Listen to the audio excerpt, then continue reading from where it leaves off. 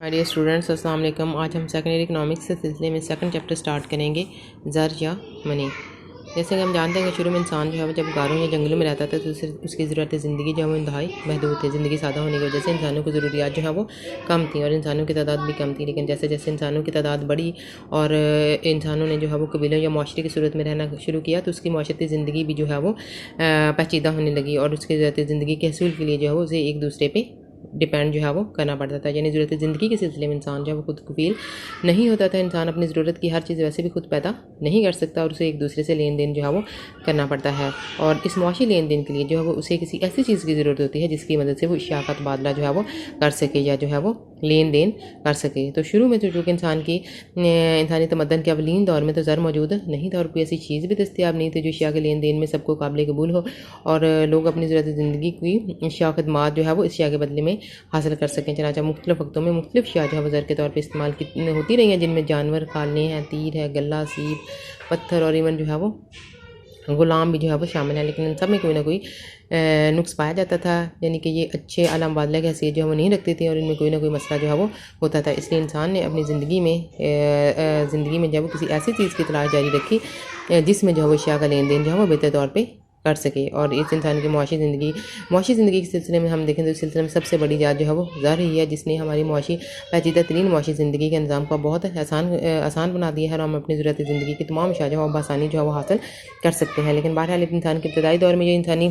तमद्दन के शुरू में जो है वो इंसान मुआशी जो लेन देन का जो निज़ाम था वो बराह रास्त तबादले का निज़ाम था, यानी कि उसमें अशिया का तबादला जो है वो अशिया से किया जाता था। जब बार्टर सिस्टम से मुराद यही है, बराह रास्त तबादले का निज़ाम ऐसी मुशीत को ज़ाहिर करता है जिसमें कोई शय भी कबूलियत आमा की हैसियत ना रखती और अशिया से ही तबादला किया जा सकता है। या आसान अल्फाज में हम कहें कि बराह रास्त तबादले के तहत अशिया का तबादला बराह रास्त अशिया से ही किया जाता है और इसमें ज़र को जो है वो इस्तेमाल नहीं किया जाता। लेकिन इस निज़ाम में बहुत सारी मुश्किलात थी।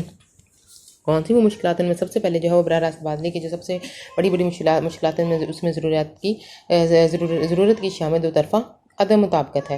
यानी कि ज़रूरत की अशिया में अगर दो अफराद जो है आपस में लेन देन करना चाहते हैं तो उन दोनों ये मसला ये इस बात का होता है कि इस निज़ाम के तहत हर शख्स को किसी ऐसे शख्स को तलाश करना पड़ता है जिसके पास वो चीज़ मौजूद भी है जिसकी उसे ज़रूरत है और बदले में वो उस चीज़ के साथ उसका तबादला भी करने को तैयार हो। जैसे फ़र्ज़ करें कि एक शख्स जो है वो गंदम के बस कपड़ा हासिल करना चाहता है। अगर वो किसी ऐसे बंदे को तलाश कर लेता है जिसके पास कपड़ा तो मौजूद है लेकिन हो सकता है उसके बदले में गंदम हासिल नहीं करना चाहता है, या अगर किसी कोई ऐसा बंदा उसे मिल जाता है जिसे गंदम चाहिए लेकिन उसके पास उसके एवज़ देने के लिए कपड़ा मौजूद ना हो, तो उस सूरत में अगर दो तरफ़ा अदम मुताबिकत मौजूद होगी तभी सौदा तय पाएगा, अदरवाइज लेन देन जो है वो नहीं होगा।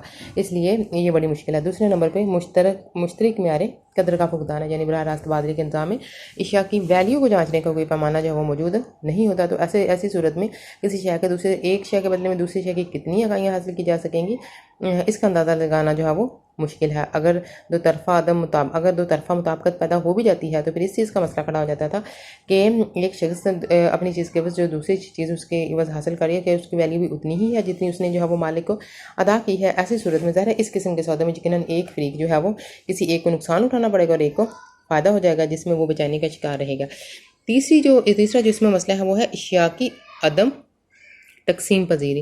ज़ाहिर है चूँकि अशिया का तबादला अशिया से हो रहा है तो बहुत सारे लोग ऐसे होंगे जिनके पास कोई ऐसी चीज़ के बदले में उन्होंने तबादला करना होगा जिसकी छोटी छोटी इकाइयों में तकसीम जो है वो नहीं किया जा सकता। अगर किसी के पास गाय, बकरी या ऊँट वगैरह है तो ज़ाहिर है कि उसने इसी के वजह जो है वो अशिया हासिल करनी है और एक गाय के वजह उसने कई अशिया हासिल करनी है, तो ऐसी सूरत में वो गाय को छोटे छोटे इकाइयों में तकसीम जो है वो नहीं कर सकता। तो उस सूरत में जो है वो उसके लिए चीज़ का हसूल जो है वो मुश्किल हो जाएगा।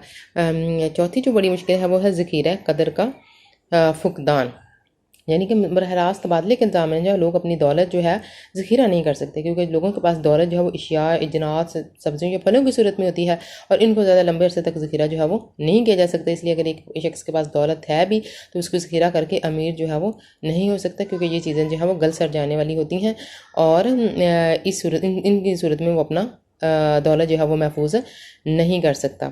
चौथी नंबर पे जो है वो दौलत की नकल मकानी का फुकदान। बराह रास्त तबादले के इंतज़ाम में ज़ाहिर है कि जो ख़ास तौर पे जो असासे होते हैं, किसी शख्स के पास अगर ज़मीन है या माल मवेशी हैं तो वो उनको एक जगह से दूसरी जगह आसानी से मुंतकिल जो है वो नहीं कर सकता। इसलिए दौलत को एक जगह से दूसरी जगह जो है वो मुंतकिल करना जो है वो बहुत मुश्किल है।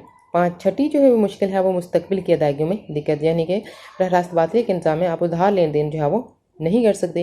अगर एक शख्स जो है वो उधार किसी शख्स क्योंकि एक शख्स किसी इशा का तबादला शाह से हो रहा है और एक शख्स अगर वो चीज़ उधार ले रहा है तो उसके बदले में उसे वैसी ही चीज़ जो है वो उसे वापस हो जाएगी। लेकिन अगर फ़र्ज़ करें कि अगर किसी शख्स ने कहत के ज़माने में किसी को गंदम उधार दी है और खुशहाली के ज़माने में वो उससे गंदम वापस लेता है, तो उस सूरत में ज़ाहिर है कि गंदम की असल वैल्यू जो है वो उसे वापस नहीं होगी। और इसके अलावा हुकूमती वसूलियों के हसूल में भी यहाँ पे दिक्कत होगी। हुकूमत जो है वह ज़र के बगैर अपने लेन देन या अखराजात कैसे करेगी। हुकूमत ज़र की सूरत में ज़ाहिर अखराजात करती है, वह ज़र की सूरत में टैक्स वसूल करती है।